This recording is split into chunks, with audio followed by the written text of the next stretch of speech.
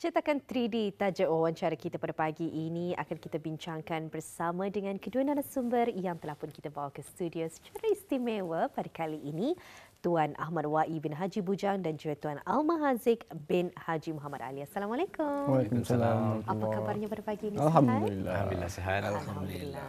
Baik, saya cukup teruja Jo sebenarnya ni. Saya tahu Mama peminat teruja. 3G ni sebenarnya. Jadi ingin je bertanya lebih lanjut bersama dengan narasumber kita ya. Terlebih dahulu bersama dengan Ahmad Wa'i ataupun juga Alma Haziq sebetulnya. Kita bertanya terlebih dahulu mengenai dengan produk dan juga servis perniagaan yang ditawarkan. Okey, so produk and service kami ni, kami menerima tempahan macam barang-barang 3D printing ada.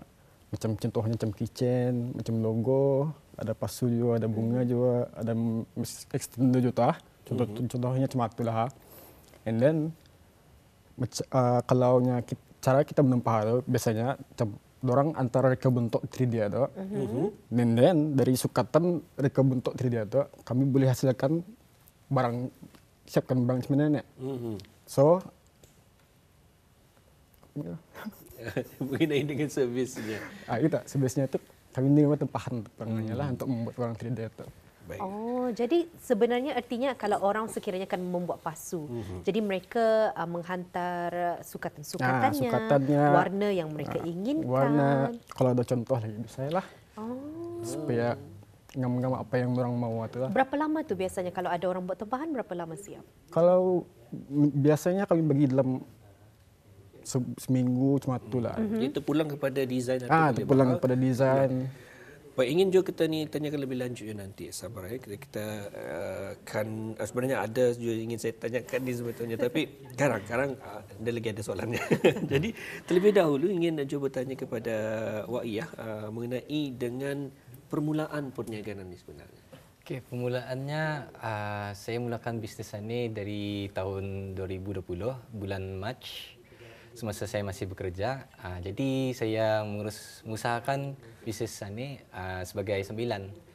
Jadi balik saja kerja dari pukul 5, dari pukul 7 atau rehat lah 5 sampai pukul 7 rehat. Pukul 7 saya sudah start menerima usahakan order orang, mendesainkan apa. Jadi lepas mendesainkan, memprintingkannya mungkin dalam 2-3 hari. Kadang-kadang desain tu saja mengambil masa dalam 1 minggu ataupun 1 bulan lah juga. Wah, belia yang berdedikasi bekerja sampai pukul 5, lepas tu menyambung lagi bekerja pada waktu malam.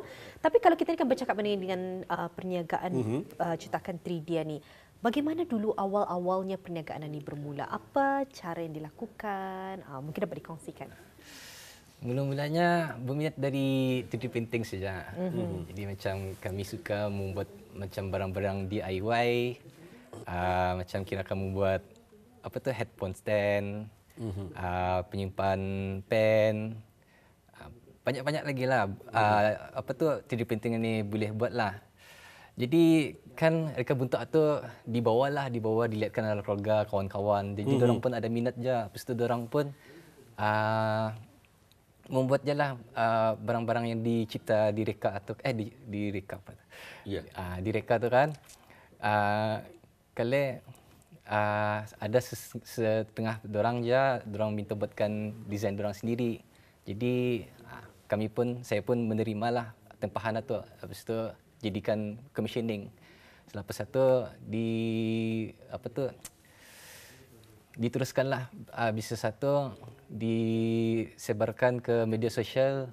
Alhamdulillah ada sambutan, terutamanya macam kitchen. Macam dorang selalu banyak orderkan kitchen, plate lesson apa tu lah.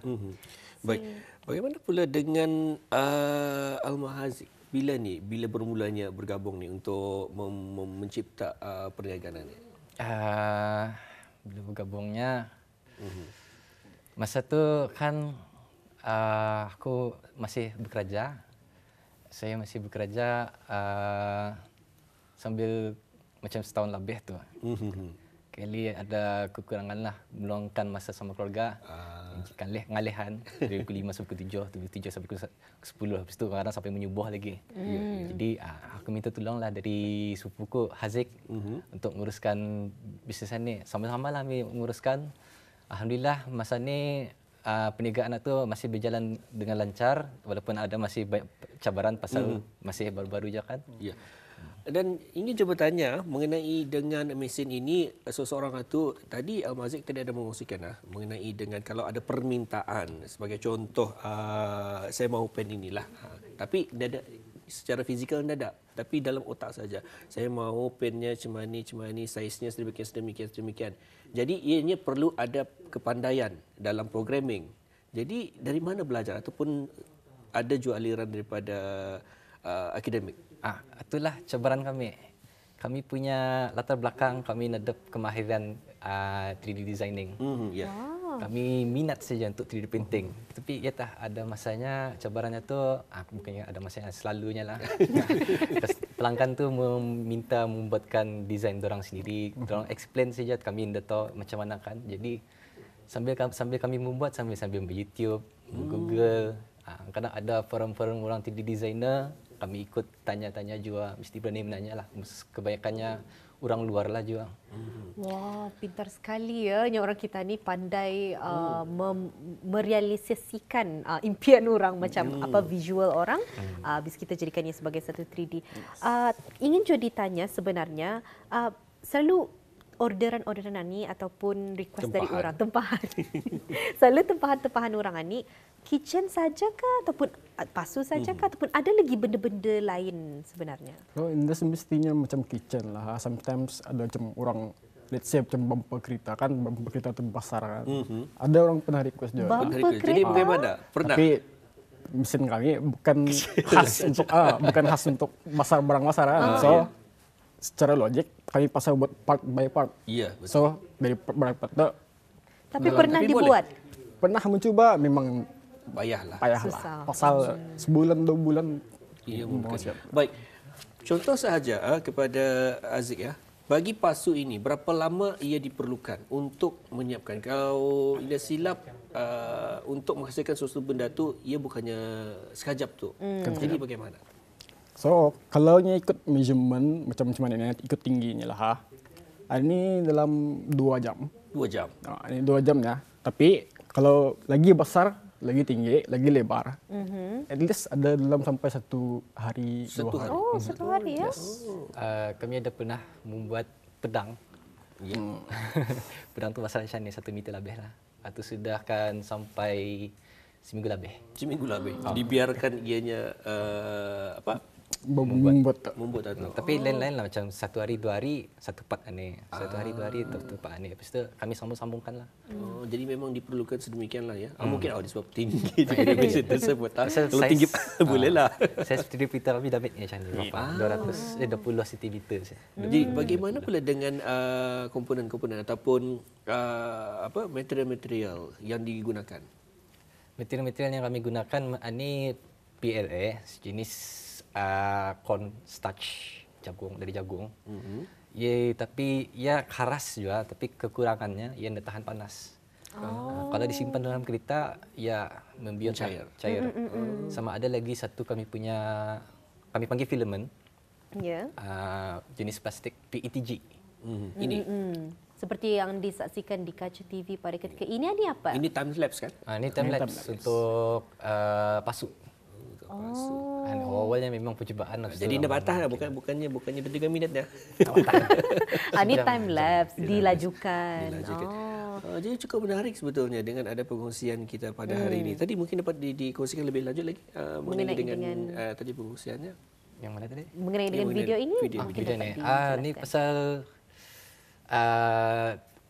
cara menggambar time lapse ni ada lain lah. Kalau benarnya time lapse mesti cantik macam ni kan. Kalau benarnya mesin itu bergerak, ia punya nozzle-nya tu ikut bergerak. Jadi kalau digambarkan bida lah, nampak gagar lah. Ini setiap layer itu digambar, setiap layer itu digambar. Jadi bertahan. Agak susah dan rumit juga kalau mendengar prosesnya. Baik. Tapi di antara Kita ni banyak ditanyakan Muammar. Saya mungkin bertanya dulu ni. Tapi kita ni terlalu fokus kepada barangannya, bukan kepada perniagaan. Jadi sebenarnya berehat seketika, kita ni tanyakan mengenai dengan perniagaannya. Dari mana datangnya percetakan 3D kampung ini sebetulnya? Tajuk bagi nama bagi perniagaan 3D perkampungan. Nama 3D kampungan asalnya 3D memang 3D lah. Artinya maksudnya 3 dimensi yang direka bentuk melalui komputer. Kemudian kampungan asalnya pasal kami memulakan perniagaan ini dari kampung, dari rumah persendirian keluarga saya sendirilah. Jadi kampung itu kami masukkan dalam nama syarikat kami supaya insyaAllah kalau berjaya nanti supaya kami tidak lupalah asal usul kami itu dari mana. Asal dari kampung. Asal dari kampung. Sama adalah juga macam dari kampung atau juga orang yang berkemahiran boleh berjaya dari kampung je satu. Betul sekali. Ada orang kampung itu berjaya, membawa lagi orang-orang kampung lain berjaya bersama. Wah, amat menginspirasikan sekali. Jadi untuk perniagaan ini, apa sebenarnya visi misinya ni? Ingin diketahui juga. Visi misinya adalah untuk menarik anak tempatan kita ni yang berminat ke dalam mereka bentuk 3D. Jadi kan setiap seorang individu tu ada kemahiran dorang sendiri macam idea dorang apa. Jadi kami mau tarikkanlah minat dorang ke 3D printing. Macam contohnya dia jauh, kita pun baik tanya je pasal 3D printing, artinya ada terasa ada minat entah. Kami menarik-narikkanlah tu.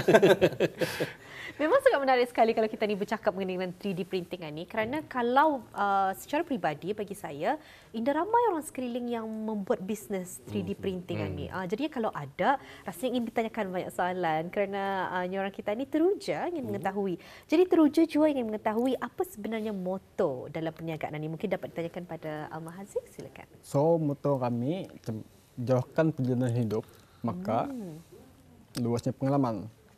Artinya, misalnya tadi belajar kan, let's say macam ada barang yang ada di Brunei, tapi ada di luar negeri kan, and then pengalaman dari luar negeri kami ambil untuk mengimprove Brunei punya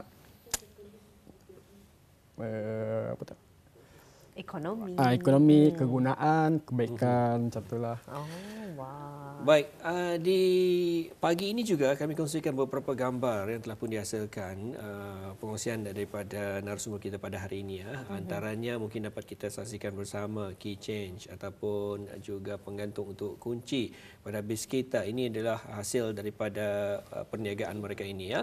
Dan juga seterusnya ini apa ni? Mask extender. Mask extender. Menarik ia punya bentuk. Ini yang didesain dari Rina Henna, seorang perempuan yang melukis henna. Ia desainkan handcraft, ia punya lukisannya sendiri ni. Oh, jadi direalisasikan lukisan tersebut dijadikan mask extender. Jadi barangannya tu boleh dilipat lah tu ya. Boleh dilipat. Baik, cukup menarik sebetulnya, dan ini juga adalah mask extender ya kepada bis kita untuk menyaksikan. Boleh ni, masih lagi bagi kesempatan untuk bis kita memesan, boleh? Boleh. Dan juga lagi ini adalah hasil daripada mereka juga ya, antaranya yang kebiasaan kita disaksikan, dipakai. Dan ini pasu boleh dijadikan pen holder je. Oh, boleh untuk menyimpan tanaman kali juga. Boleh. Untuk tanaman. Yang Tapi ini tadi dikongsikan daripada Wais sendiri katanya apa ni, vest ataupun barangan itu anda boleh kena panas kan? Dia boleh kena panas. Jadi kalau ia pasu untuk tanaman di luar disimpan, adakah ia cair? Cair lah tu. Tapi itu tu, ini plastik PLA, ada lagi plastik PETG, artinya tahan. Artinya tahan, ada mungkin dua boleh ni. di tempat panas pun boleh disimpan. Dia ada banyak jenis plastik dia. Ada PLA, PETG, ABS tahan, sama TPU. Kalau TPU, ia fleksibel. Kalau mau yang paling tahan, mana satu? Di antara ABS sama PETG, dua-dua tahan. Jadi selalunya ada khidmat konsultasi tu, macam sekiranya saya ingin menempah pasu, tapi saya cakap, pasunya ni mesti dapat tahan panas, mesti dapat ani. Jadi bis kita akan membagi tahulah, memaklumkan apa material yang paling sesuai. Memang persoalan pertama kami tanya untuk di mana, untuk di luar kah? Sama kalau untuk kitchen memang kami ada inform awal lah, jangan disimpan dalam kereta apa, kan kereta panas. Bagaimana pula dengan perbezaan harga bagi lain-lain barang itu? Bukan hanya harganya, tapi bezanya saja. Adakah lagi mahal bagi yang tahan panas? Ada jauh beza pula harganya, tapi kalau harga untuk TPU mungkin ada TPU sama ABS atau mahal sikit. Mahal sedikit. Ada Baik, juga yang perusahaan. menariknya juga Nadira dan juga Auda, ini bukan hanya setakat bagi printing saja, tapi ianya boleh berfungsi sebetulnya. Sebagai contoh, bagi yang berwarna biru itu sebenarnya boleh dibuka itu skrunya. Boleh dibuka. Jadi itulah sebenarnya yang cukup menarik. Menggunakan 3D printer ini bukan satu komponen itu dicipta sedemikian, tapi dalam sekaligus ia boleh menghasilkan barangan itu Fungsi yang dan lain juga. boleh juga berfungsi sebaik Amat sebaik menarik mungkin. sekali.